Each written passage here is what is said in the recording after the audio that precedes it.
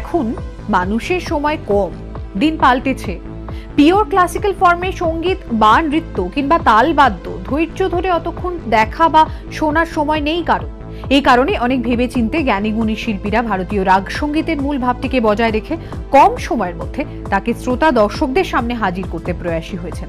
একই সঙ্গে বিভিন্ন মাধ্যমের মিশ্রণ ঘটিয়ে নতুন একটা ভাষা আবিষ্কারেরও চেষ্টা চলছে। পণ্ডিত রবি শঙ্কর, উস্তাদ জাকির হুসেন, এল সুব্রমণিয়াম, এল শঙ্কর এই ধ্রুপদী শিল্পীদের পাশাপাশি এআর রহমানও এই কাজে যথেষ্ট পারদর্শিতার পরিচয় দিয়েছেন। থিয়েটারের ক্ষেত্রেও বহুদিন ধরেই এহেন প্রচেষ্টা চলছে। সম্প্রতি কলকাতায় বাংলানাটক.com এর উদ্যোগে পুরুলিয়ার ছৌ শিল্পীদের দিয়ে অভিনীত হল শেক্সপিয়ারের আখ্যান অবলম্বনে ডাকিনী মঙ্গল কাব্য। লেডি ম্যাকবেথের ছায়ায় চরিত্র তৈরি হয়েছে এর আগেও। বিশাল ভারদ্বাজ তার ছবি মকবুলে তাঁবুর চরিত্রটি লেডি ম্যাকবেথ অনুসরণেই সৃজন করেছেন। ম্যাকবেথ এখানে পুরুলিয়ার ছৌ শিল্পের আঙ্গিকে বাংময় হয়েছে।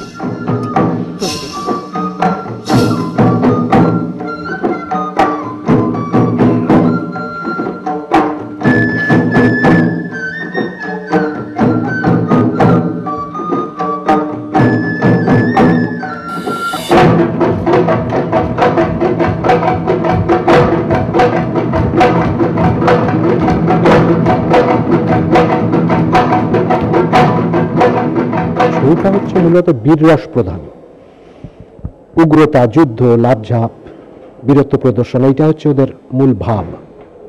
সেই জায়গা থেকে ম্যাকবেথ নাটকটা খুব অ্যাপ্রোপ্রিয়েট বলে মনে হয়েছিল। মানে আমি ভাবতে আরম্ভ করছিলাম যে কোন ওয়ার্ল্ডের কোন ক্লাসিক যেটা ছৌয়ের সঙ্গে খুব ভালো মিশ্রণ যেটা ঘটতে পারে।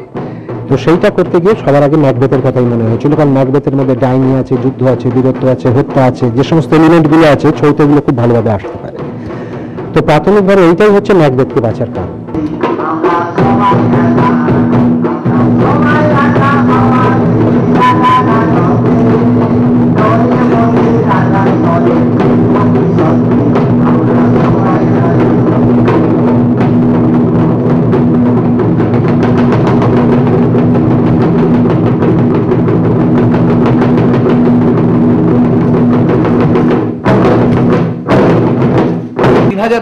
জন শিল্পীকে নিয়ে এই অনুষ্ঠান এটা চলে, এই প্রকল্প। তার মধ্যে 233টি স্বনির্ভর দল গঠন করা হয়েছে এবং এই প্রতিটা লোকাঙ্গিককে নিয়ে অনেকগুলো ধরনের কাজ করা হয়েছে এবং তাতে পুরনো ওখানকার আঞ্চলিক গুরুদের দিয়ে আঞ্চলিক শিষ্যদের ট্রেন করানো থেকে আরম্ভ করে তাদের ইনোভেটিভ মার্কেট লিঙ্কেজ। কারণ যদি বাজার না তৈরি করা যায় তাহলে শিল্পী বাঁচবে না, আর শিল্পী না বাঁচলে শিল্পও বাঁচবে। রবীন্দ্রনাথ ঠাকুরের কতগুলো স্ক্রিপ্ট নিয়ে কাজ হয়েছে, তারপরে সুকুমার রায় হওয়ার পরে আঞ্চলিক গল্প, অমর মুরার গাথা সেটা নিয়ে করার পরে এখন ম্যাকবেথ তৈরি হয়েছে। এই ম্যাকবেথ অনুযায়ী আমরা তৈরি করেছি ডাকিনী মঙ্গল।